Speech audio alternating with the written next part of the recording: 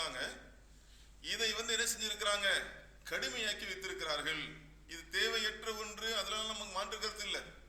இது தேவையற்ற ஒன்று, அதனால எந்த விதமான மாற்று கருத்தும் நமக்கு இல்லை. தேவையில்லாம மக்களை சிரமப்படுத்துகிறார்கள், அதிலும் மாற்று கருத்து இல்லை. ஆனால் அதையெல்லாம் தாண்டி இன்றைக்கு களத்துல என்ன செஞ்சிருச்சு, வேலை துவங்கப்பட்டு விட்டது. இந்த சந்தர்ப்பத்தில் நாம நம்மளுடைய இஸ்லாமிய சமுதாய சகோதரர்களுக்கு உதவி செய்யாம நம்ம இருக்கலாமா?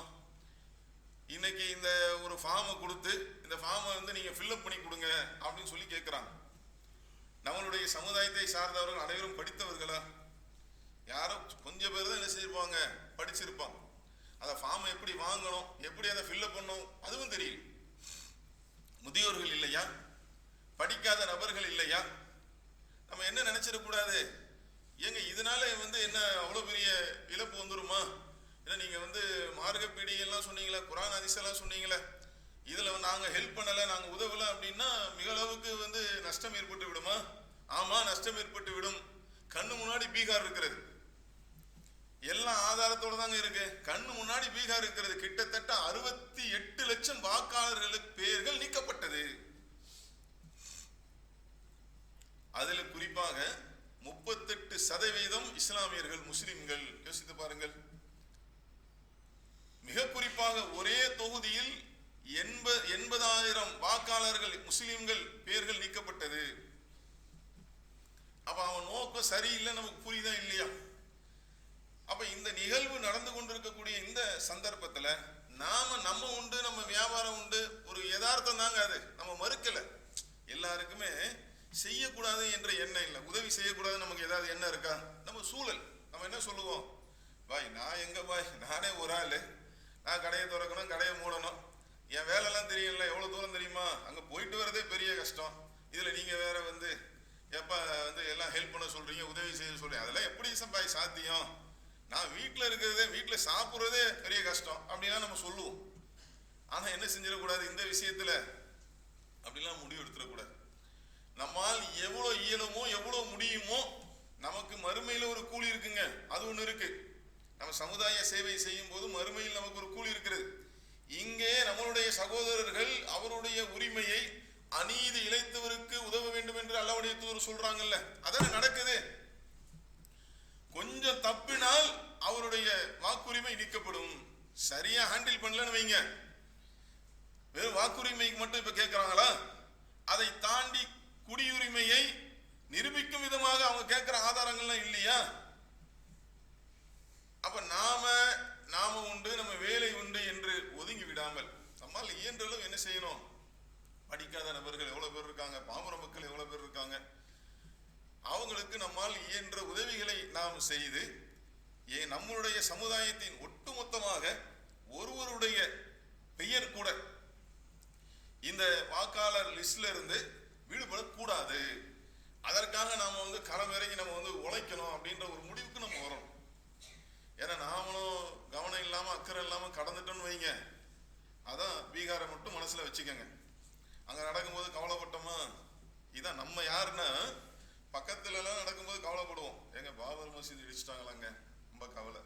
குஜராத்ல என்ன நடந்துச்சு தெரியுமா, இவ்வளவு பேரை கொண்டுட்டாங்களாங்க, அதான் கவலை தான், உண்மைதான். காசால என்ன நடந்துச்சு தெரியுமா, அநியாயமா இவ்வளவு மக்களை, அதான் சரிதான், அதில் நம்ம மறுக்கல, வருத்தம் இருக்கு, மனசு வலிக்குது, அவங்களுக்காக நம்ம பிரார்த்தனை பண்ணோம், அதெல்லாம் மாட்டுக்கிறது இல்லை. நம்ம என்ன செஞ்சோம் அப்படி ஒரு கேள்வி வருது இல்ல. வெறுமனே அதெல்லாம் சொல்லிட்டு போய் கல்லாப்பேட்டில் உட்காந்து எண்ணிட்டு இருந்தா சரியாயிடுமா? நான் புரியணுன்றதுக்காக சொல்றேங்க. அதாவது அதெல்லாம் ஒரு பக்கம் பேசிட்டு, இன்னொரு பக்கம் நான் போய் லாக் ஆகிட்டேன், நான் கடைக்கு போயிட்டேன், எனக்கு தொழில் இருக்கு, வியாபாரம் இருக்குன்னு சொல்லி நேரம் ஒதுக்காம, சமுதாய பணி செய்யாம, களத்துல இறங்காம இப்படி இருந்தா வேலை நடக்குமா? எல்லாம் சரியாயிடுமா? இல்லை.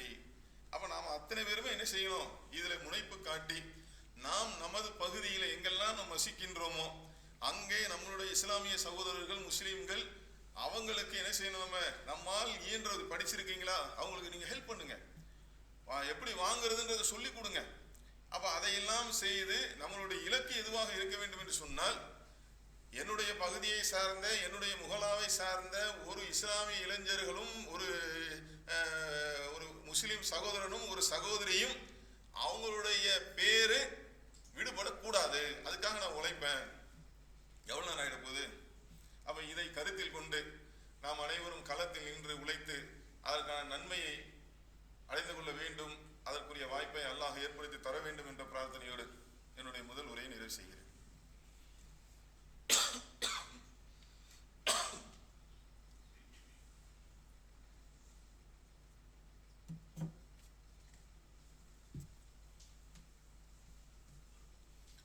அல்ஹம்துலில்லாஹ்.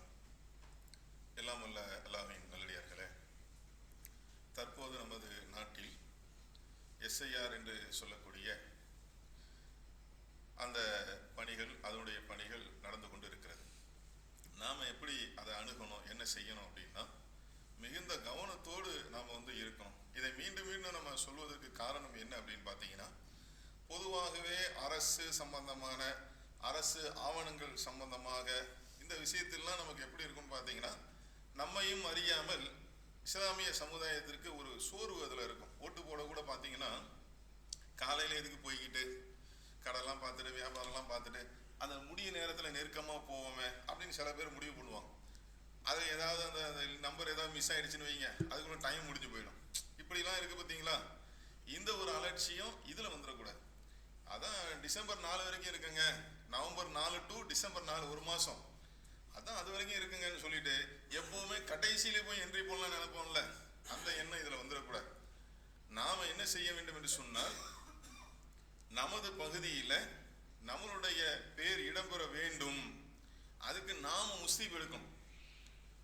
பிஎல்ஓ என்று சொல்லக்கூடிய அந்த பூத் லெவல் ஆஃபீஸர் அவங்களுடைய நம்பர்லாம் இணையதளத்தில் குறிப்பிடப்பட்டிருக்கு.